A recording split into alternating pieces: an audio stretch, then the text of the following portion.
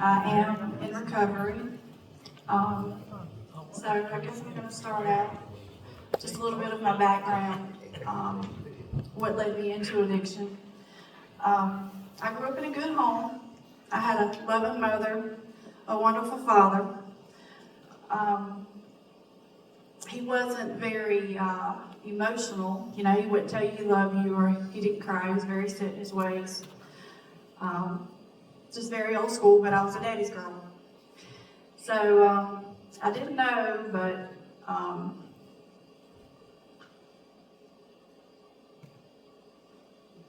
didn't really know where my addiction stemmed from until I fell into addiction, and then I found God. But when I was 13 years old, I got molested, and I had some issues there.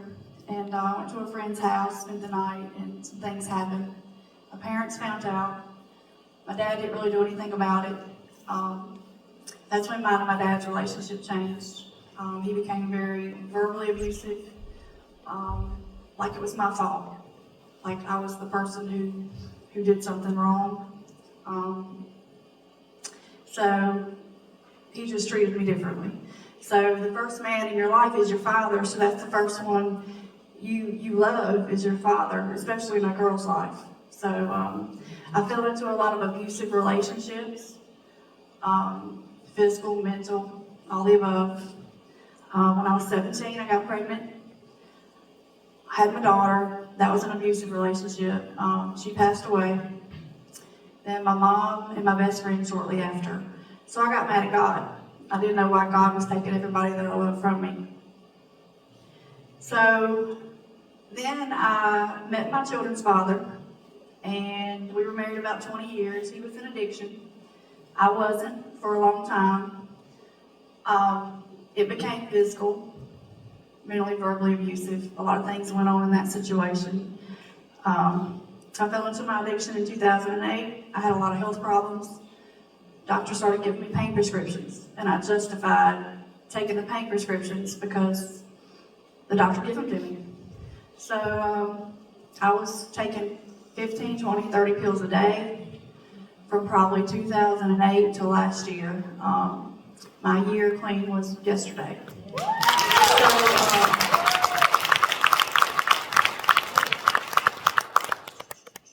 we split up in 2016. I got heavier and heavier into my addiction. Still kept justifying it, and I lost everything. I lost my family, I lost my home, I lost my car, I lost everything that I ever owned. My family had turned their back on me. Didn't wash their hands of me, didn't think they could do nothing with me. My daddy thought he was going to bury his daughter. But God. Amen. So I surrendered my life in 2023, April of 2023. And that's when my life really started to change. God showed up and showed out. Amen. He started placing people in my life that were godly people. A lot of you are sitting in this room today. One of which was Jason, and another which was Debbie Joyce. And I just need to mention everybody needs a Barnabas. Amen. Debbie was my Barnabas. I was her assignment. And one of these days, you're going to have an assignment as well. That's right. Kind of took notes, y'all, because I'm nervous. Right. Good. So, so I guess I need to say, you show me your friends, I'll show you your future. Ephesians 5:11, have no fellowship with the unfruitful works of darkness. You're going to reap what you sow, and whoever you're sowing into, if they're doing bad things or so on, you're going to reap that as well. That doesn't mean you can't minister to them or be in their life or give up on them. Always pray for them.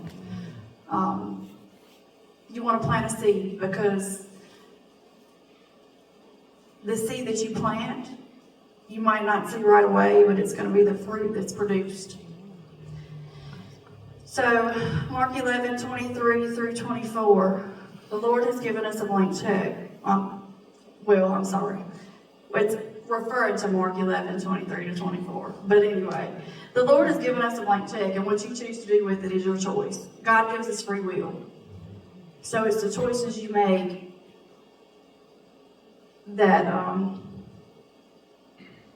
depends on what happens. So when you look in the mirror, just say, I'm addiction free. Or whatever stronghold you have, you say, I'm free from that stronghold. I can't say that to say you can't do any of this without God. Because if you do it without God, you can be sober, but you're not truly free. Amen. And so you can only be free through Jesus Christ. Amen. And He brought me out of my mess. And I was always running, thinking God wasn't there, but God really was there. He never left me, I left Him.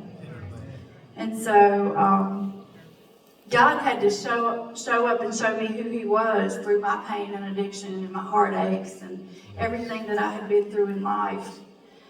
And He's an almighty miracle working God.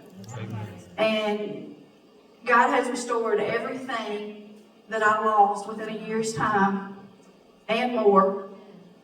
I couldn't ask for any more. Don't want to ask for any more because He's just going to keep working. That's right. But I just want people to see God through me, see God's love through me, and I want people to have what I have.